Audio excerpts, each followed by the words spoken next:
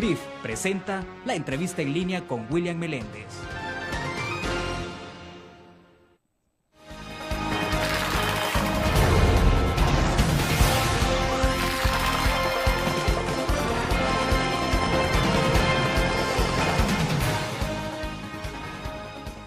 Bienvenidos a la entrevista en línea, es viernes 23 de diciembre de 2011. Gracias por acompañarnos a esta hora. Un saludo a nuestros cibernautas que están con nosotros a través de la prensagrafica.com, también a nuestros televidentes en Canal 25. Estamos transmitiendo en tiempo real desde la sala de redacción de la Prensa Gráfica. Este viernes cerramos la semana haciendo un balance sociopolítico de 2011. Hablaremos de lo que ha marcado el presente año en la gestión del presidente Funes, de la relación con el FMLN, del papel de la oposición y desde luego de cómo se perfila 2012 frente a las elecciones de marzo, del 11 de marzo del próximo año. Está con nosotros en nuestros estudios Oscar Godoy, él es un politólogo y catedrático universitario de nuestro país. Oscar, bienvenido, un gusto. Buenos días, William, buenos días, pueblo salvadoreño. Bueno, Oscar, para comenzar, ¿cómo cerramos? No sé si es posible hacer una valoración un poco general que ponga en perspectiva cómo ha estado 2011 y me gustaría que nos viniéramos prácticamente al cierre del año, porque hay un hecho que ha ocurrido que creo que tendrá mucho impacto para 2012 y en adelante en términos políticos y económicos y sociales, que tiene que ver con las reformas tributarias que se aprobaron en la Asamblea Legislativa recientemente. Pero bueno, en términos generales, ¿cómo se puede definir 2011? Podemos decir que ha sido un año convulso, un año con mucha tensión política, a veces opacada, a veces resaltada. Sin embargo, un año que ha puesto a prueba la institucionalidad del país y también ha puesto en prueba la capacidad de hacer alianzas y contraalianzas, ¿verdad? Que es una dinámica novedosa en este periodo. Algo relevante es que el gobierno comienza con una estructura de mando, con una estructura de gabinete, con una estructura de correlaciones políticas, y termina con una que nadie se la imaginaba, ¿verdad? Alianzas más de derecha que de izquierda, y una izquierda marginada desde el punto de vista del aparato ejecutivo, y la permanente tensión del gobierno con el sector empresarial, ¿verdad? Más que todo alrededor del tema tributario, y también un gobierno que se deslegitimó en la medida en que se desconectó de las grandes promesas de cambio y lo que realmente ocurre en la escena del país, ¿verdad? Como síntesis, es un año tenso, un año convulso, un año con mucha energía que por suerte se va a dirimir en lo electoral ya a principios del año, y abre la oportunidad a que haya una quizá transformación de toda esta correlación. Perfecto, a ver, vamos a la parte puntual que tiene que ver con la tensión que se generó entre el presidente Funes, el FMLN desde luego, y el sector empresarial, que tiene que ver con los impuestos. ¿Cómo se vio desde fuera toda la discusión, la controversia sobre el tema tributario? Sí. Se ve, en primer lugar, se plantea como una contradicción ideológica, ¿verdad? Así se comienza al inicio, ¿verdad? Cuando uno recuerda los discursos iniciales del presidente de la República, eran discursos bastante de izquierda, ¿verdad? Pero que en la medida en que avanzaba el proceso se deslegitimaron en tanto en lo ideológico, pero también el presidente cayó en una actitud de considerar que él tenía todo el poder, ¿verdad? Y no había entendido que el poder real siempre está como determinando algunas grandes cosas. Entendido el poder real como los capitales fundamentales que determinan y mueven en una u otra dirección el todo político de un país. Esa contradicción es la que se manifestó generalmente cuando se hablaba de impuestos, ¿verdad? Porque el sector empresarial siempre reacciona a impuestos, ¿verdad? Pero también porque no había un gobierno que pudo canalizar adecuadamente un discurso tributario y una propuesta tributaria conciliada, una propuesta pactada, una propuesta de acuerdos y de consensos entre el sector, ¿verdad? Era una forma de no reconocer un poder real que estaba ahí latente, ¿verdad? Eso, más que todo, marcó durante todo el periodo la tensión entre el presidente y el poder real, como dicen los políticos. Ya. Ahora, no es fácil conciliar posiciones cuando se trata del tema de tributos. O sea, eso en este país y en cualquier país del mundo es tenso. Sí. Pero, ¿qué fue lo que falló, cree usted? En primer lugar, no se buscó establecer consensos, entendido el consenso no como que el otro acepte lo que yo digo, ¿verdad? Sino que el consenso como buscar soluciones conjuntas a problemas reales del país. Por ejemplo, en el déficit fiscal, eso no se resuelve solo con impuestos, ¿verdad? la fuerte crítica del capital respecto a las propuestas tributarias del presidente es que el gobierno no ha sido eficiente en el manejo de los recursos del Estado, que no ha sido eficaz en el manejo de los recursos del Estado. El despilfarro es una palabra que se repite constantemente, ¿verdad? Y el mal uso de los recursos, el endeudamiento excesivo, cuando existen paralelamente otras opciones de financiamiento de las arcas del Estado. Por ahí han dado la argumentación y la contraargumentación, ¿verdad? De acuerdo, vamos a hacer la primera pausa comercial. Cuando volvamos, hablamos un poco. Hay un eslogan que ha marcado este gobierno desde que comenzó y es unir, crecer, incluir. Son 3 conceptos en un eslogan. ¿Qué ha pasado con eso? Vamos a la pausa y regresamos. Gracias.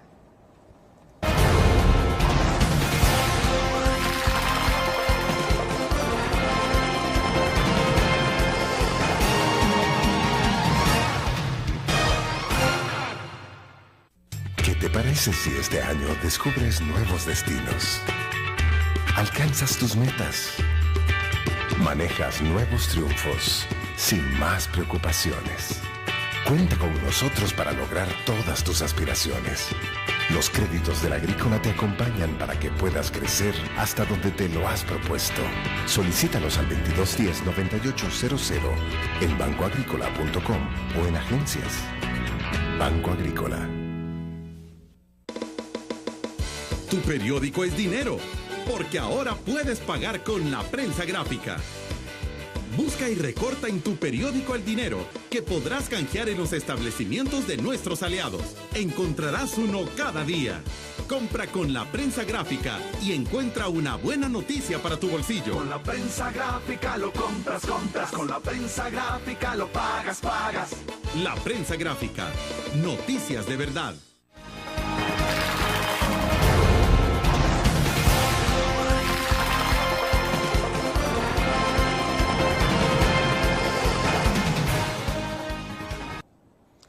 Está con nosotros en nuestros estudios Óscar Godoy, él es politólogo y catedrático universitario. Estamos haciendo una reflexión sobre cómo cierra 2011 y vamos a hablar más adelante de perspectiva 2012.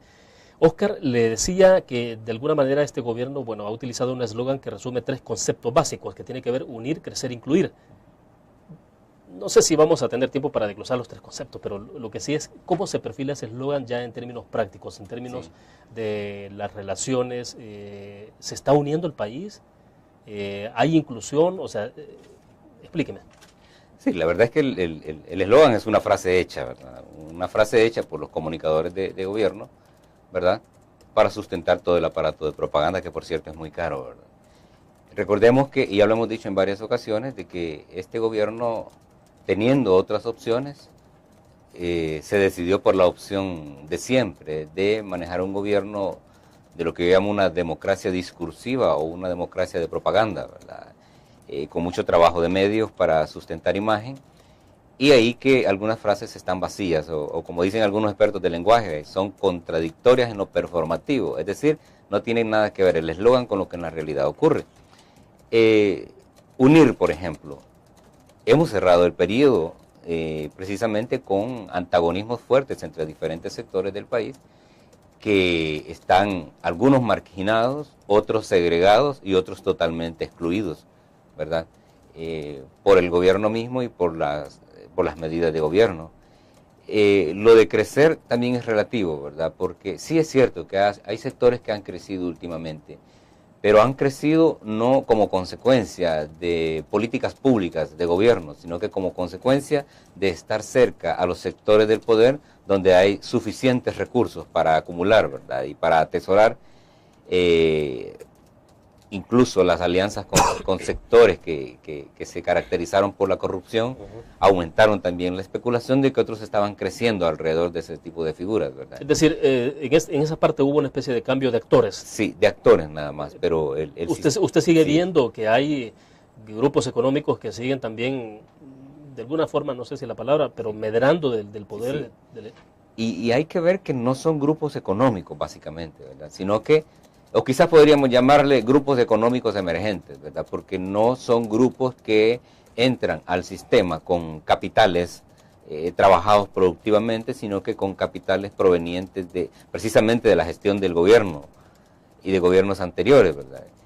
En esa medida se acumulan fortunas que precisamente permiten entrar al mercado con una gran ventaja, ¿verdad?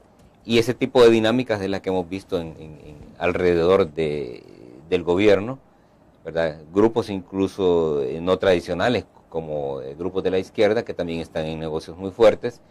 Ese tipo de dinámicas las estamos viendo, ¿verdad?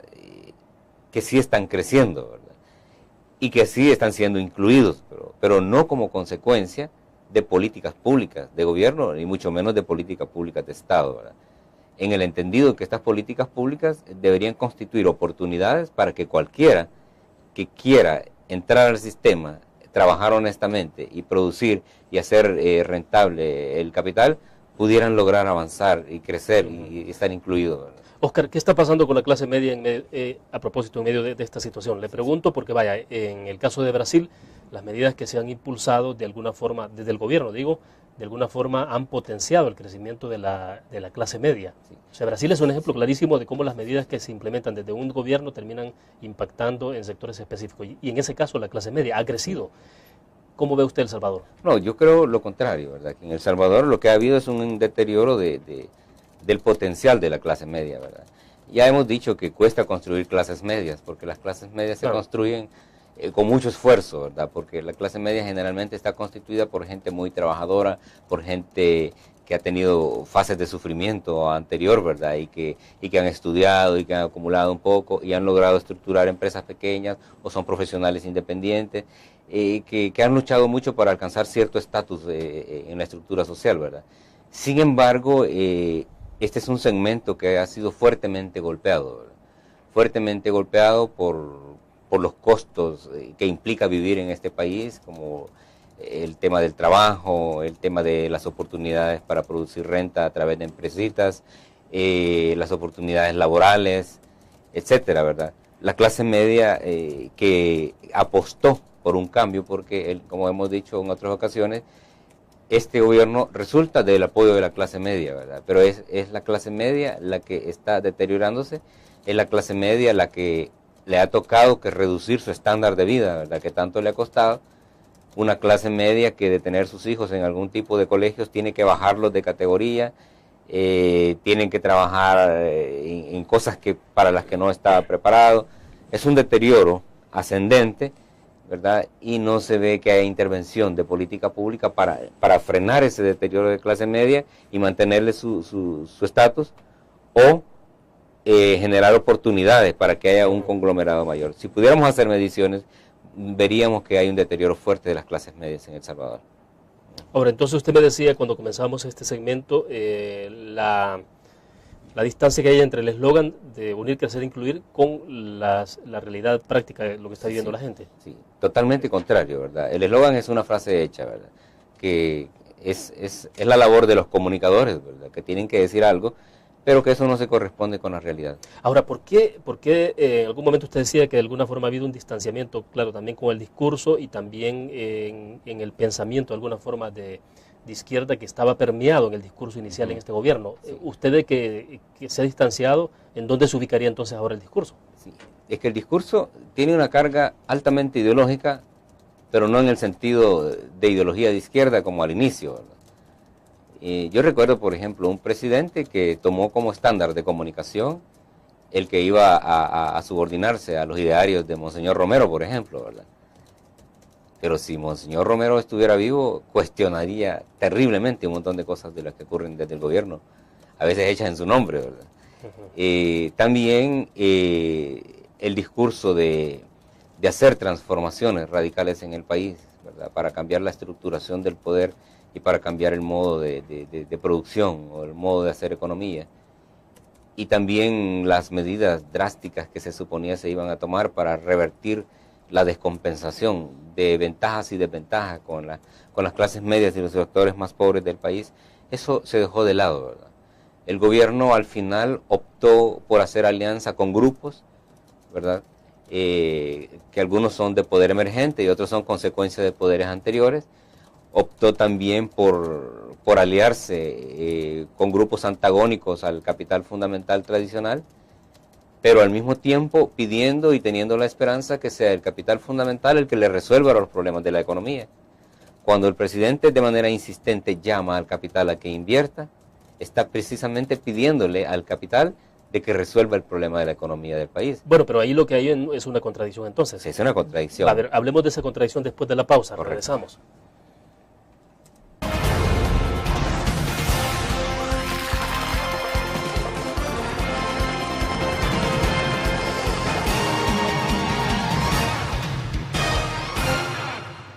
¿Qué te parece si este año estrenas ilusiones?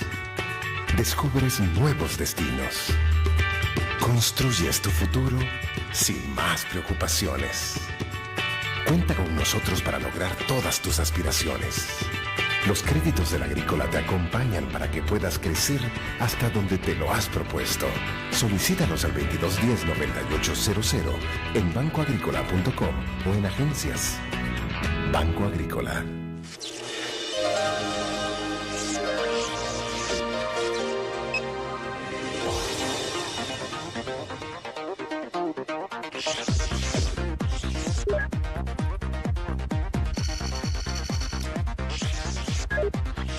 Estimulamos tus sentidos para que leas, veas, escuches e interactúes con la verdad.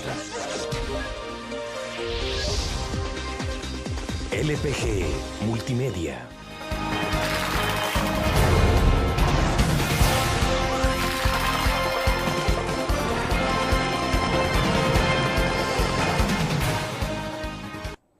A ver, Oscar, me decía en el segmento pasado que hay una contradicción, dice usted, porque el presidente está llamando a los grupos económicos a generar más inversión, a invertir más en El Salvador, pero por el otro lado se toman otro tipo de decisiones. A ver, ¿cómo es esto? Sí, la contradicción es esa, ¿verdad?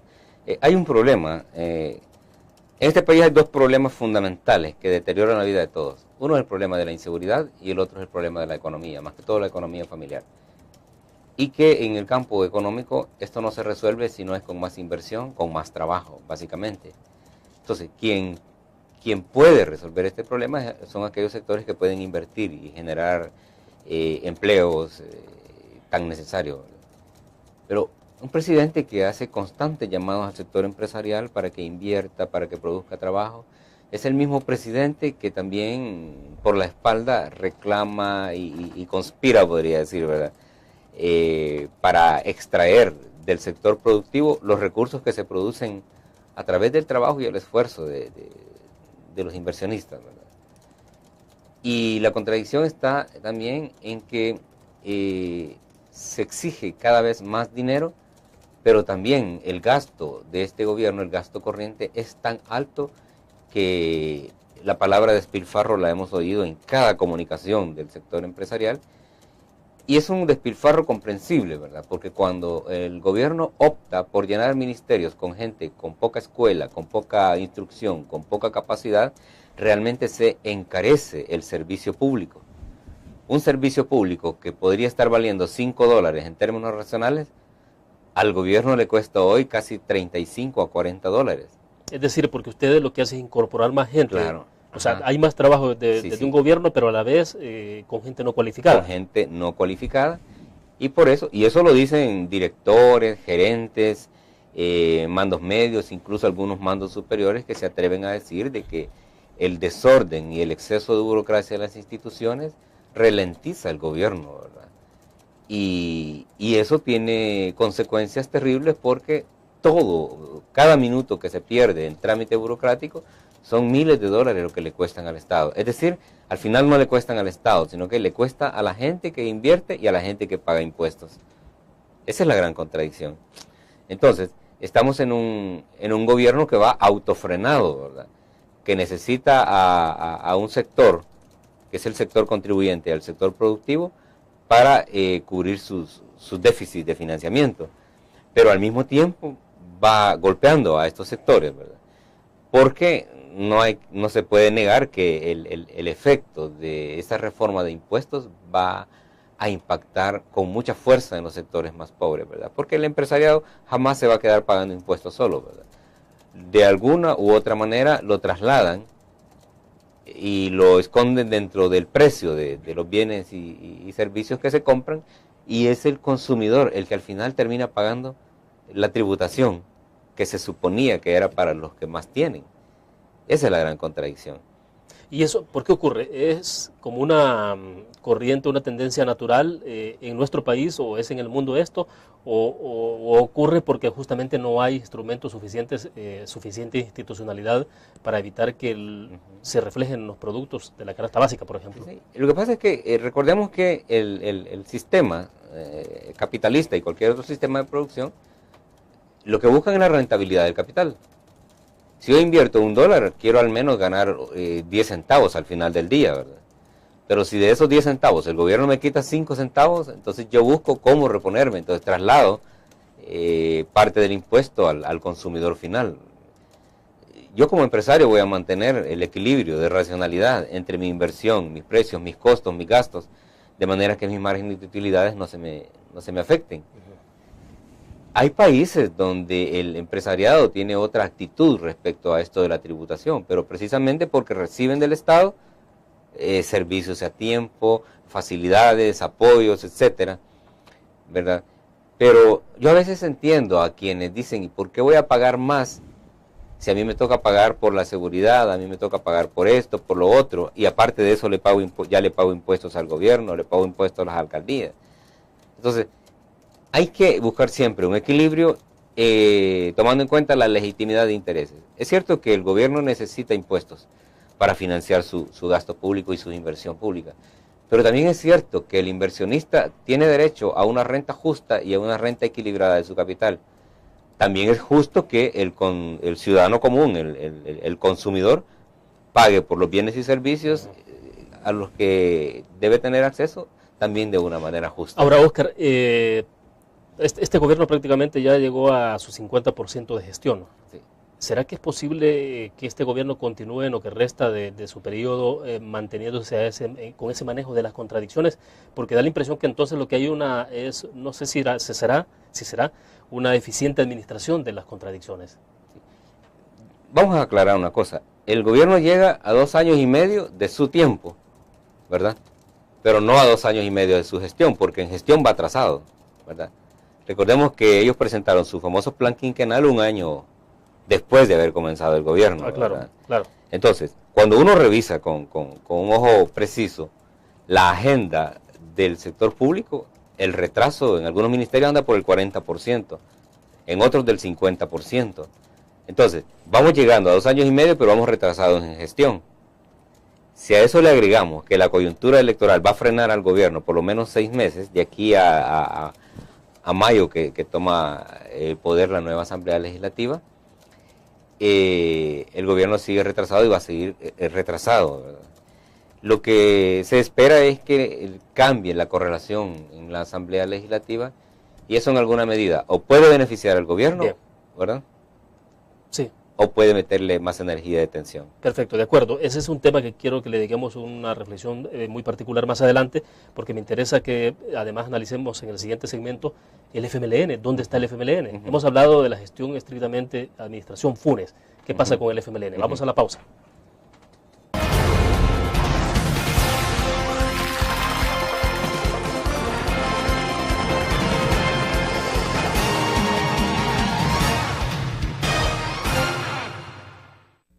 ¿Qué te parece si este año alcanzas tus metas?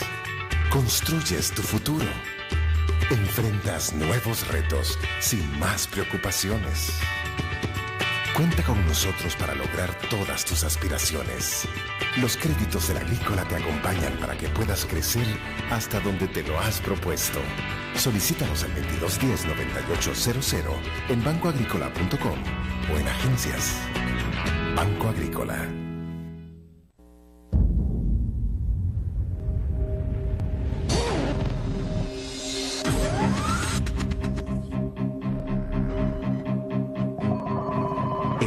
De una estrategia financiera desde los negocios y la actividad económica hacia toda Centroamérica.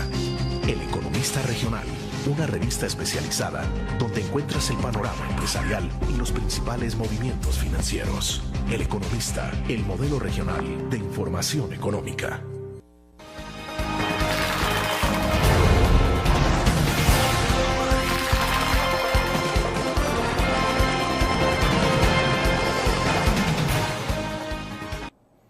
Hay dos comentarios en Facebook que tienen que ver justamente con el tema, pero referido a la administración Funes. Y lo voy a leer en este momento porque ya vamos a pasar a la parte del análisis del FMLN, de cómo qué está haciendo el FMLN, cómo se ve en medio de esto. Y Roberto Alegría dice, este ha sido el gobierno que ha trabajado en todos los sectores, tanto público como privado, un presidente que ha surgido o ha seguido trabajando sin importar que su partido político esté haciendo sus berrinches, ha velado por los que más necesitan. El sector agrícola ha crecido y no los han dejado en el olvido, al igual que las escuelas públicas.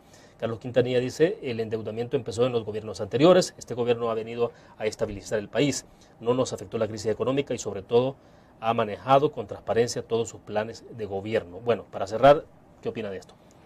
Bueno, son percepciones, ¿verdad?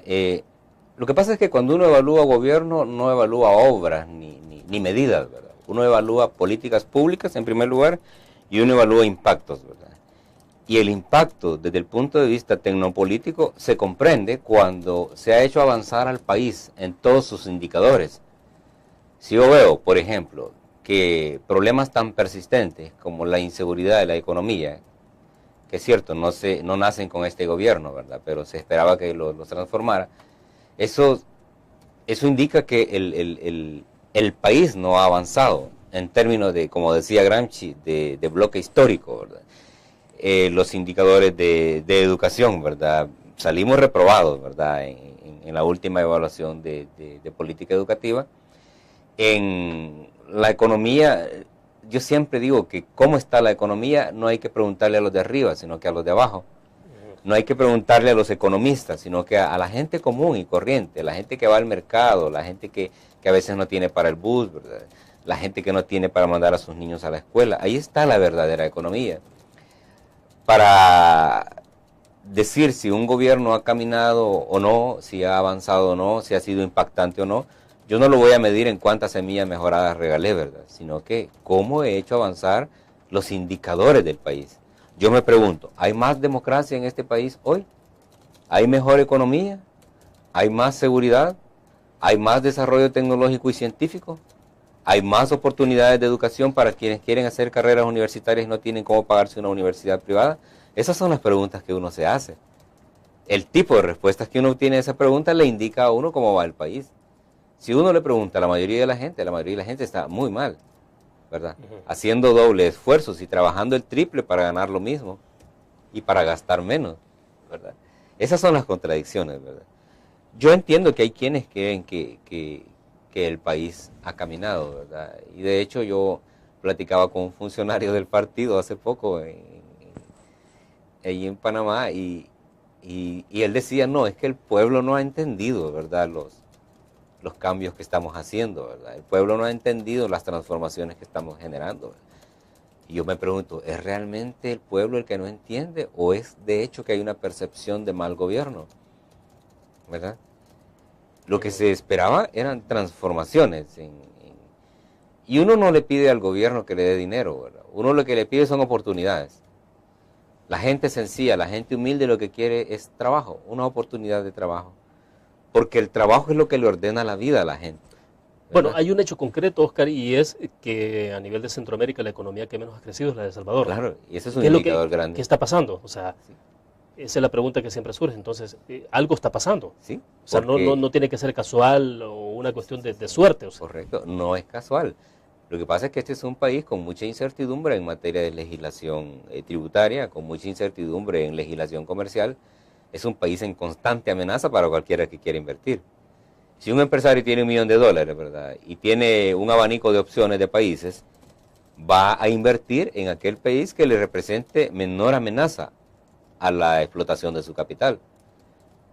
Pero si hay poca certeza de que las leyes van a ser consistentes y justas en cuanto a tributación, si hay poca certeza respecto a que yo voy a instalar una empresa, ¿verdad? Pero que por la vía de la extorsión o por otras vías siempre me van a sacar el dinero, ¿cuál es el sentido de que yo invierta en un país como este?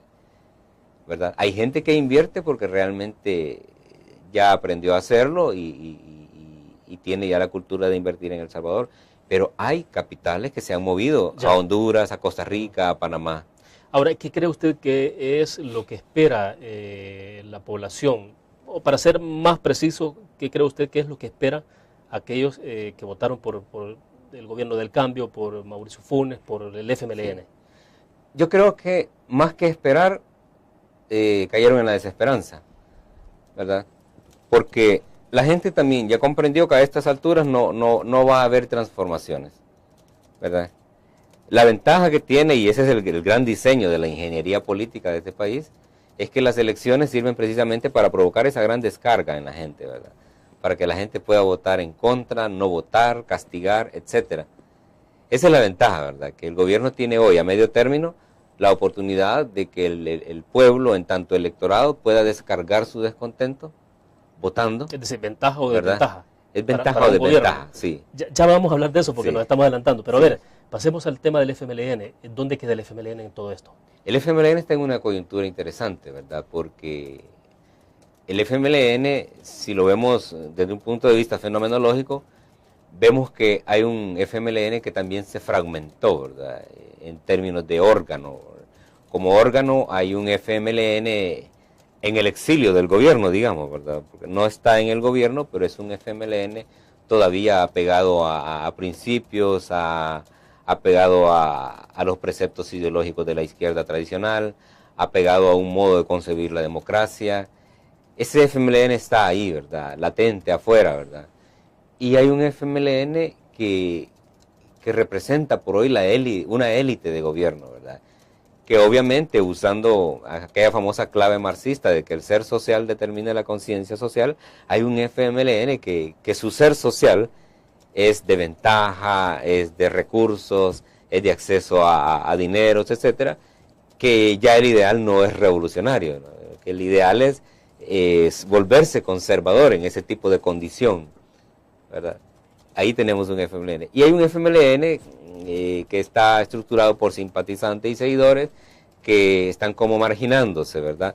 O esperando el proceso electoral para tener una participación, para ver si a través del voto pueden orientar en otro sentido todo este proceso. Bien, vamos a una pequeña pausa, volvemos con más.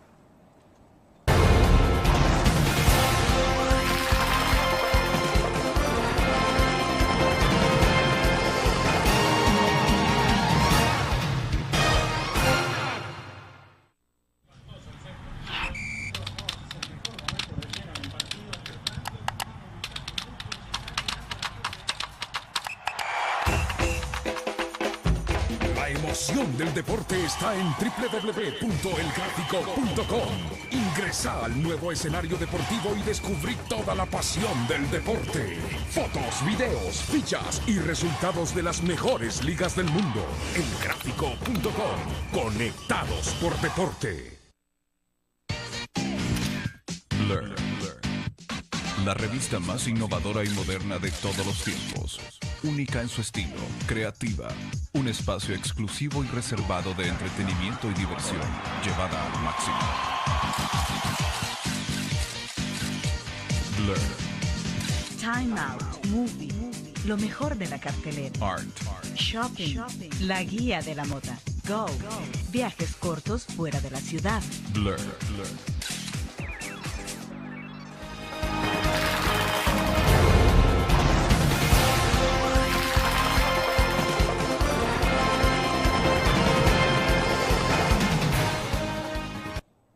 Bueno, es interesante, hemos evaluado comportamiento del Ejecutivo, del FMLN en 2011, cómo se perfila esto para 2012, porque esto va a tener repercusiones.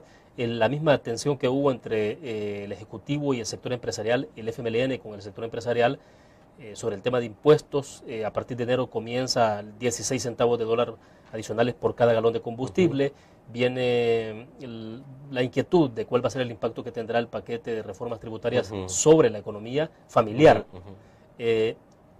Y tenemos entonces elecciones el 11 de marzo. Entonces, ¿cómo se plantea en perspectiva, Oscar?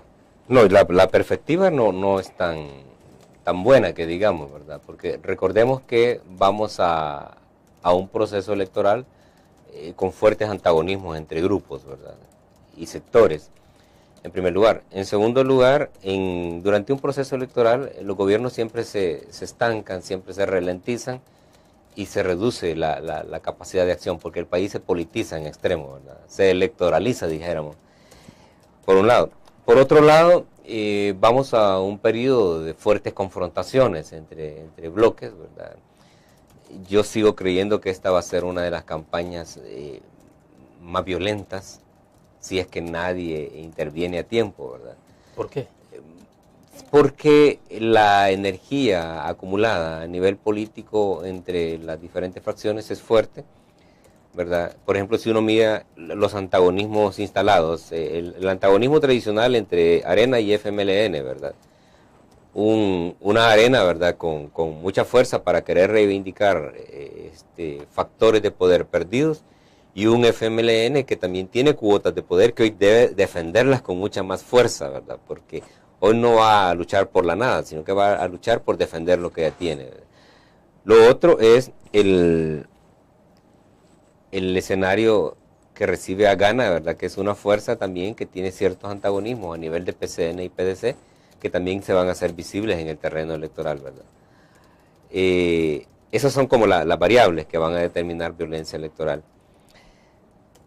Las dudas que había en algunos sectores respecto a cuál podría ser el papel, por ejemplo, de la policía, ¿verdad?, en el proceso electoral, se han disipado, pues, desde el momento en que el presidente de la República desarma al FMLN antes de las elecciones, ¿verdad? Le quita el aparato represivo. Usted está infiriendo entonces que si hubiera estado Manuel Melgar, que era un funcionario orgánico del FMLN, podría permear con una actitud distinta a la Policía Nacional Civil frente a la situación que se puede generar de violencia. Sí, y es que como cuando uno ve el antecedente de Nicaragua, por ejemplo, ¿verdad?, ¿cuál fue el rol de la policía en Nicaragua en el proceso de la construcción del fraude, por ejemplo, en las últimas elecciones, ¿verdad? Esos son datos que uno nunca debe perderlos de vista, ¿verdad? Cuando uno ve otras dinámicas políticas que se asimilan al proceso nicaragüense, uno también puede ver que en algún momento los aparatos de represión pueden jugar un determinado rol, ¿verdad?, un determinado papel, ¿verdad? Se comentó mucho en algunos círculos, más que todo académicos, ¿verdad?, cuál podría ser el sentido y el contenido de haber desarmado al FMLN al quitarle el aparato policial, ¿verdad? Y no solo quitárselo, sino que dárselo a un estamento que ya tenía capacidad. A ver, usted está infiriendo que Manuel Melgar se podía prestar a ciertas situaciones o replicar un poco el esquema de lo que ocurrió en Nicaragua en la utilización del instrumento policial a la hora del proceso y el evento electoral. Sí, sí. No lo estoy afirmando, ¿verdad? Pero no, lo estoy infiriendo. Pero uno siempre lo plantea como una hipótesis. Una hipótesis. ¿Verdad? Porque a ver, cuando Munguía Payés no lo ve que esté un poco en esa tendencia. Porque no es partidario. Porque no responde a un aparato de partido, ¿verdad?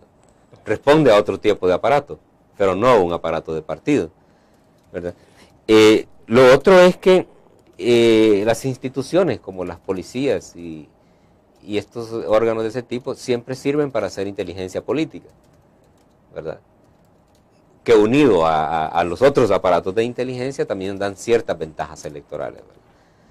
De ahí que en este juego electoral el FMLN sufre ciertas rupturas y ciertas pérdidas, ¿verdad?, que vamos a ver si las logra restituir por otros medios, ¿verdad? Pero, por ejemplo, no necesariamente funcionarios de policías tienen que entrar a las elecciones con fuerza, ¿verdad?, pero sí pueden inhibir su participación y dejar que otras fuerzas hagan la operación, ¿verdad? En los casos donde se dan conatos de violencia en los procesos electorales, a veces las policías entran a reprimir o simplemente no entran. ¿Qué rol pueden jugar estos aparatos en los procesos electorales? Siempre debe estar como un planteamiento de hipótesis de amenaza a un proceso democrático. De tal manera que quien tiene una policía es determinante en política y muy determinante desde la concepción electoral.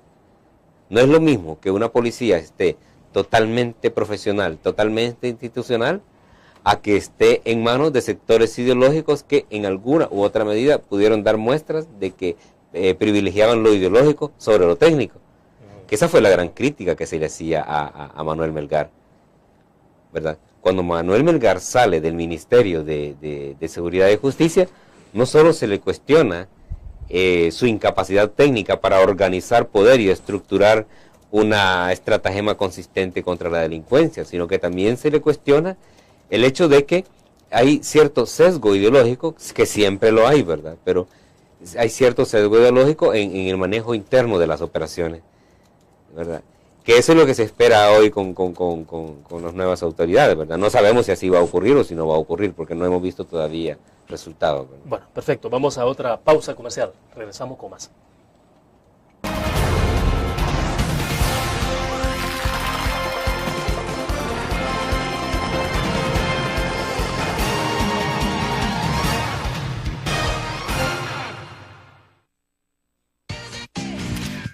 Learn, la revista más innovadora y moderna de todos los tiempos. Única en su estilo, creativa, un espacio exclusivo y reservado de entretenimiento y diversión, llevada al máximo. Learn. Time Out, Movie, lo mejor de la cartelera. Art. Shopping, la guía de la moda. Go, viajes cortos fuera de la ciudad. Blur. Tu periódico es dinero, porque ahora puedes pagar con la prensa gráfica. Busca y recorta en tu periódico el dinero que podrás canjear en los establecimientos de nuestros aliados. Encontrarás uno cada día. Compra con la prensa gráfica y encuentra una buena noticia para tu bolsillo. Con la prensa gráfica lo compras. Con la prensa gráfica lo pagas. La prensa gráfica. Noticias de verdad.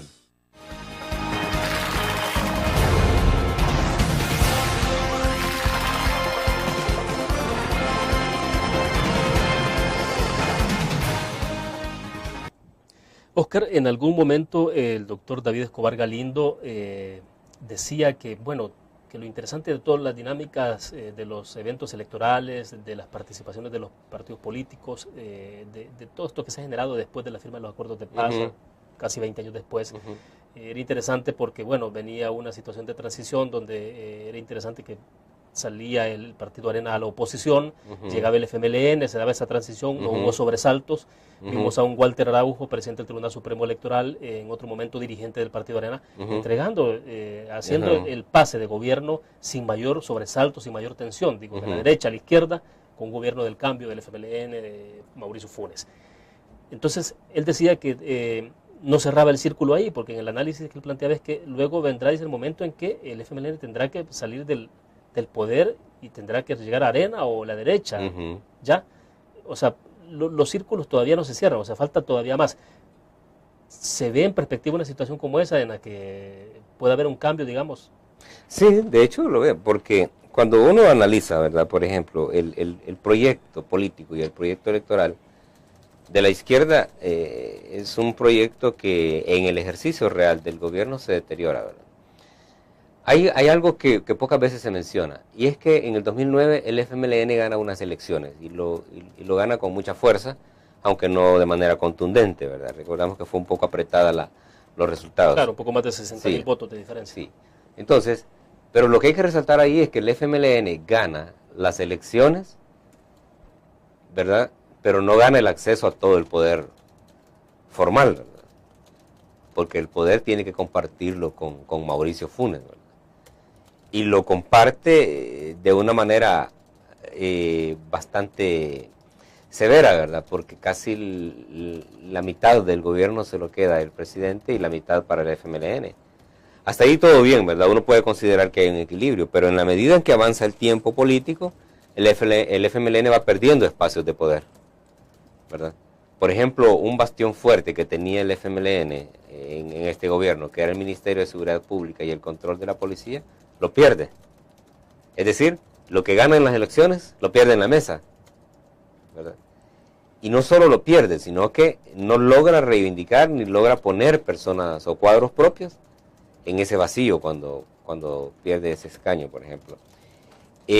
No dudo que puede haber otros ministerios, ¿verdad? U otras entidades donde el FMLN también va a tener que entregar poder, ¿verdad? Entonces, eso es nuevo en nuestro país, ¿verdad? Que un partido que gana elecciones, que gana acceso al poder, lo va perdiendo en el camino.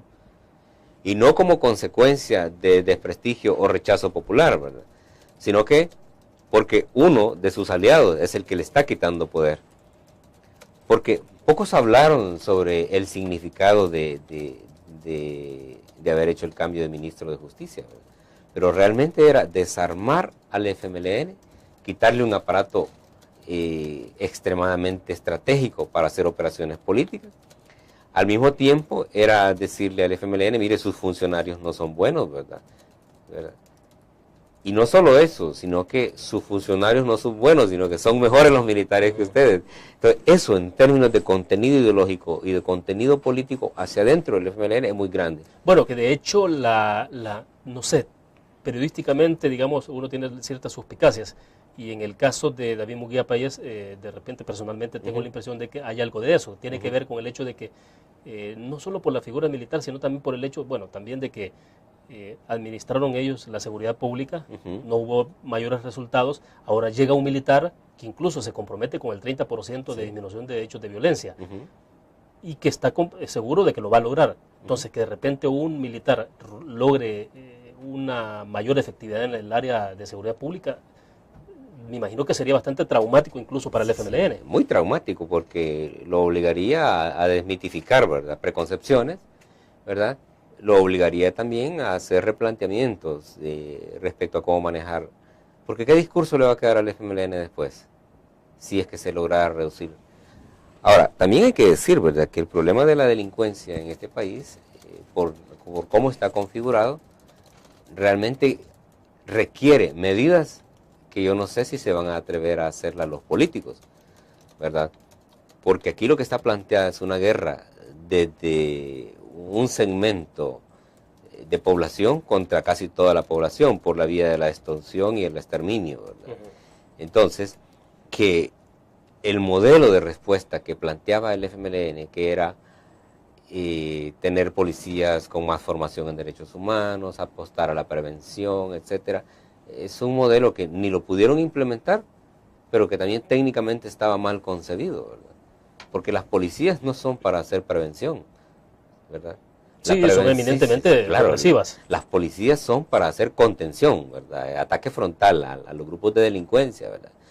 Y la prevención se le deja a los pedagogos, a los antropólogos, los psicólogos, los sociólogos, ¿verdad? La sociedad civil involucrada en otro tipo de acciones para hacer la disuasión en algún momento, ¿verdad? Y la prevención propiamente dicha, porque recordemos que los niveles de violencia y delincuencia en el país tienen carácter epidemiológico y no puede ser un policía o un abogado quien los resuelva, porque el entrenamiento de ellos es otro, ¿verdad?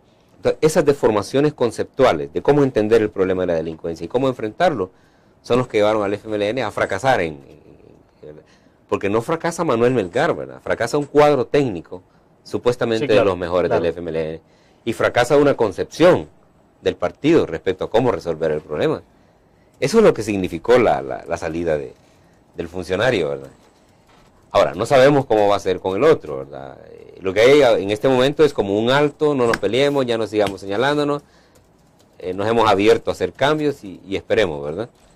Yo creo que de aquí a 4 o 5 meses podemos estar evaluando si efectivamente el cambio tuvo sentido o no lo tuvo. Es decir, después del 11 de marzo. Después del 11 de marzo. Bueno, hacemos la última pausa, regresamos.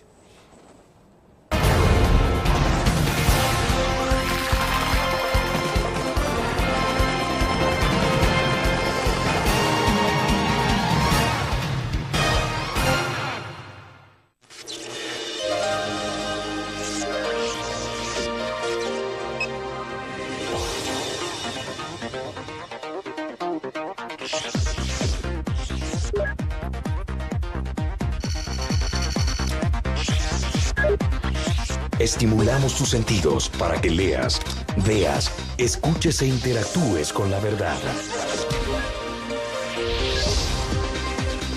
LPG Multimedia. Tu periódico es dinero, porque ahora puedes pagar con la prensa gráfica. Busca y recorta en tu periódico el dinero, que podrás canjear en los establecimientos de nuestros aliados. Encontrarás uno cada día. Compra con la prensa gráfica y encuentra una buena noticia para tu bolsillo. Con la prensa gráfica lo compras. Con la prensa gráfica lo pagas. La prensa gráfica. Noticias de verdad.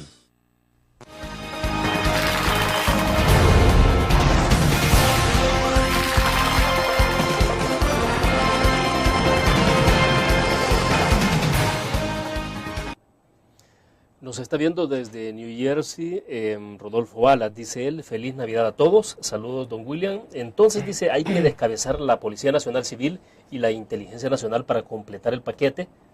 Bueno, infiero que está relacionado con la presencia, la continuidad o no del director de la Policía Nacional Civil, del señor Asensio. Sí, recordemos que el presidente de la República ha hablado de que se va a hacer un replanteamiento de las formas de respuesta al problema de la inseguridad.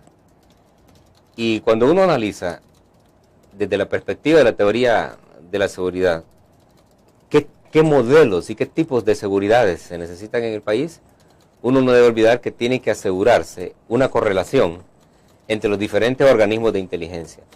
La inteligencia política del Estado, la inteligencia policial y la inteligencia militar tienen que estar coordinadas, porque la amenaza a la seguridad en nuestro país tiene diferentes connotaciones.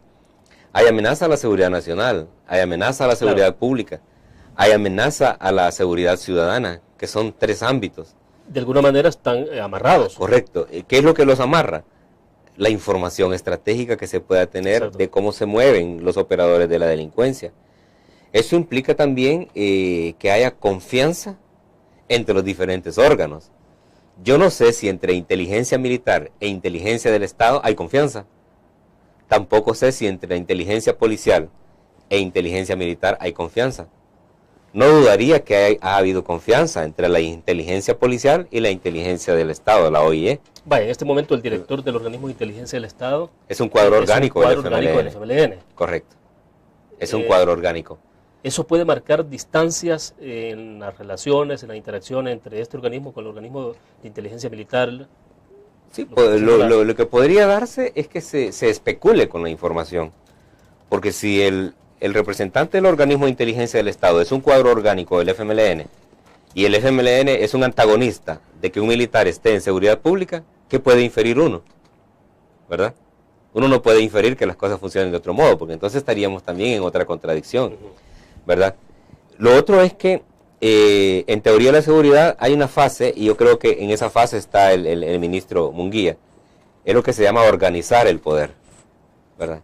Organizar el poder no es más que estructurar los diferentes aparatos de contención y disuasión que pueda tener un país, en este caso el poder psicosocial, ¿verdad? Es la actitud de la gente, cómo la gente se vincula o no a una estrategia de seguridad, el poder tecnológico y científico, ¿verdad? Que tiene también que ver con seguridad, el poder económico y el poder político, que son las cosas que se están organizando para ponerlas en función de una gran estrategia. Eso es lo que yo supongo que se está haciendo. Ya. Bueno, entonces, en pocas palabras, ¿cómo se perfila 2012? 2012 se perfila tenso y antagónico, ¿verdad? Con mucha expectativa respecto a cómo pueda quedar estructurada la nueva Asamblea Legislativa. Se especula que la derecha puede crecer en control, ¿verdad?, dentro de la Asamblea. Hay sectores con mucha información que afirman que el FMLN va a bajar en cantidad de diputados, ¿verdad? Y en una nueva correlación de poder entre el FMLN y Arena, partidos como Gana, el PCN y el PDC también van a jugar, a unirse a un lado o al otro. Se alcanzan a convertirse, me imagino, en los partidos bisagra. En los partidos bisagra, ¿verdad? Que ese es el gran sueño de los partidos pequeños, ¿verdad? Porque son los más rentables en última instancia, ¿verdad? Bueno, y no olvidemos también para el país. Y no olvidemos también, que también yo lo he dicho en varias ocasiones, ¿verdad?, que los diputados no solo se ganan en procesos electorales. Esa es una elección que tuvimos, ¿verdad? Hay otras formas de tener grupos parlamentarios, ¿verdad? Entonces, bueno, estamos ante eso. Es decir, la figura del fraude.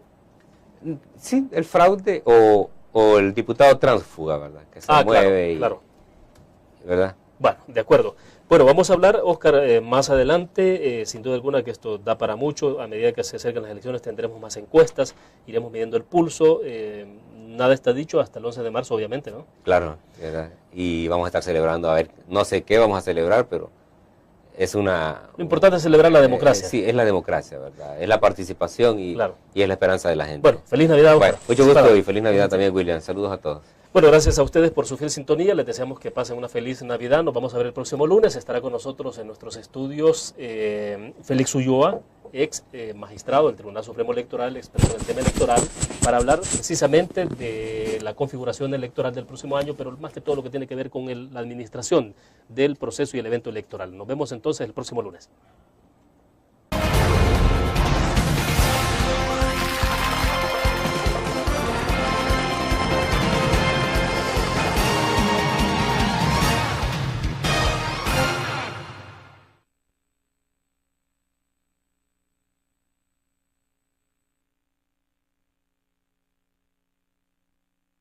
Pudo canalizar adecuadamente un discurso tributario y una propuesta tributaria conciliada, una propuesta pactada, una propuesta de acuerdos y de consensos entre el sector, ¿verdad? Era una forma de no reconocer un poder real que estaba ahí latente, ¿verdad? Eso, más que todo, marcó durante todo el periodo la tensión entre el presidente y el poder real, como dicen los políticos. Ya. Ahora, no es fácil conciliar posiciones cuando se trata del tema de tributos. O sea, eso en este país y en cualquier país del mundo es tenso. Sí. Pero, ¿qué fue lo que falló, cree usted?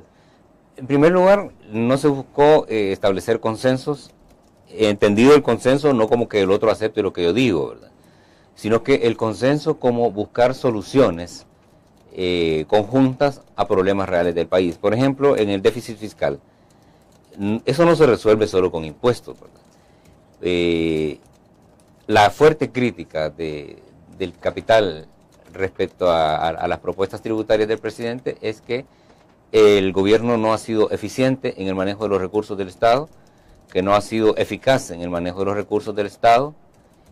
El despilfarro es una palabra que se repite constantemente, ¿verdad?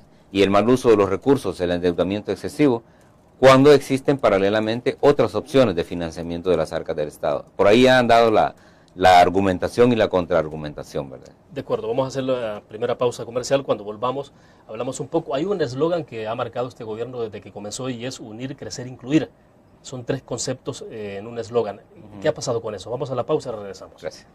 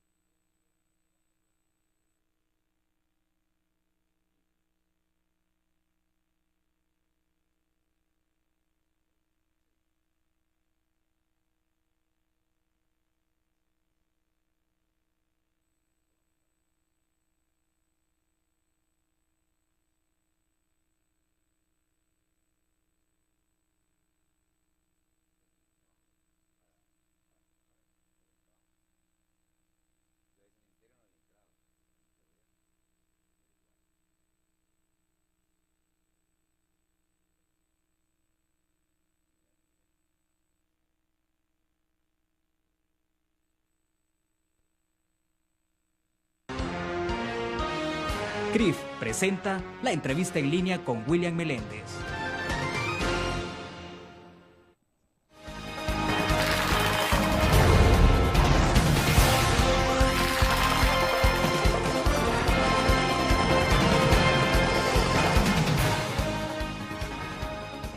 Bienvenidos a la entrevista en línea. Es viernes 23 de diciembre de 2011. Gracias por acompañarnos.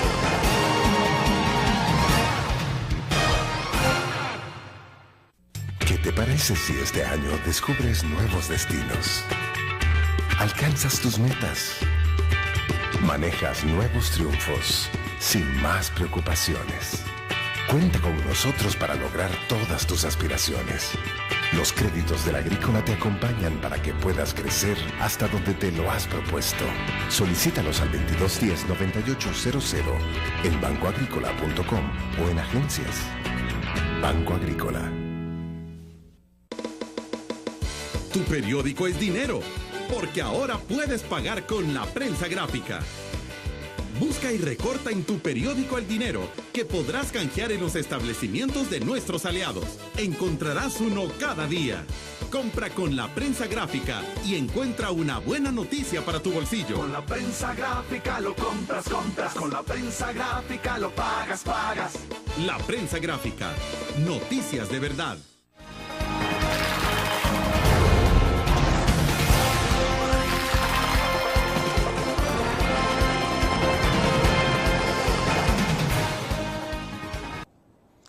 Está con nosotros en nuestros estudios Óscar Godoy, él es politólogo y catedrático universitario. Estamos haciendo una reflexión sobre cómo cierra 2011 y vamos a hablar más adelante de perspectiva 2012.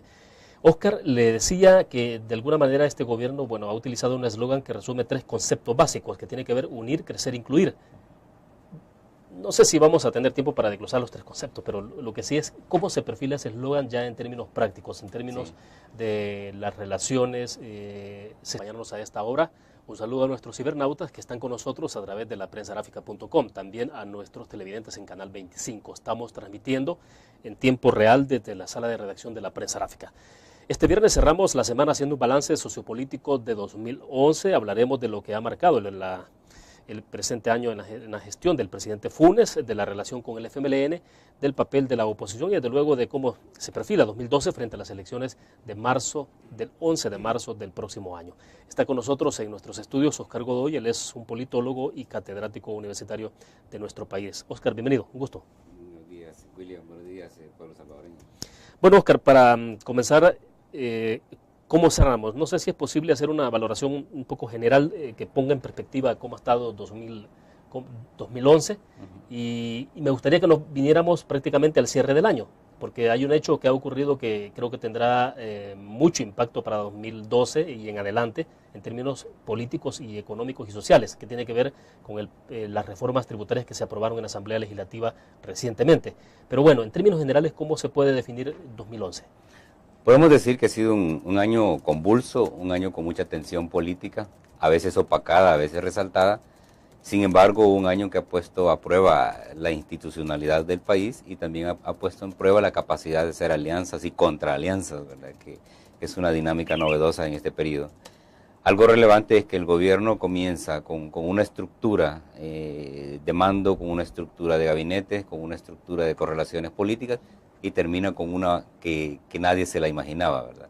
Alianzas más de derecha que de izquierda y una izquierda marginada desde el punto de vista del aparato ejecutivo y la permanente tensión del gobierno con el sector empresarial, ¿verdad? Más que todo alrededor del tema tributario. Y también un gobierno que se deslegitimó en la medida en que se desconectó de las grandes promesas de cambio y lo que realmente ocurre en la escena del país, ¿verdad? Como síntesis es un año tenso, un año convulso, un año con mucha energía que por suerte se va a dirimir en lo electoral ya a principios del año y abre la oportunidad a que haya una quizá transformación de toda esta correlación. Perfecto, a ver, vamos a la parte puntual que tiene que ver con la tensión que se generó entre el presidente Funes, el FMLN desde luego, y el sector empresarial, que tiene que ver con los impuestos. ¿Cómo se vio desde fuera toda la discusión, la controversia sobre el tema tributario? Sí. Se ve, en primer lugar, se plantea como una contradicción ideológica, ¿verdad? Así se comienza al inicio, ¿verdad? Cuando uno recuerda los discursos iniciales del presidente de la República, eran discursos bastante de izquierda, ¿verdad? Pero que en la medida en que avanzaba el proceso se deslegitimaron en tanto en lo ideológico, pero también el presidente cayó en una actitud de considerar que él tenía todo el poder, ¿verdad? Y no había entendido que el poder real siempre está como determinando algunas grandes cosas. Entendido el poder real como los capitales fundamentales que determinan y mueven en una u otra dirección el todo político de un país. Esa contradicción es la que se manifestó generalmente cuando se hablaba de impuestos, ¿verdad? Porque el sector empresarial siempre reacciona a impuestos, ¿verdad? Pero también porque no había un gobierno que pudo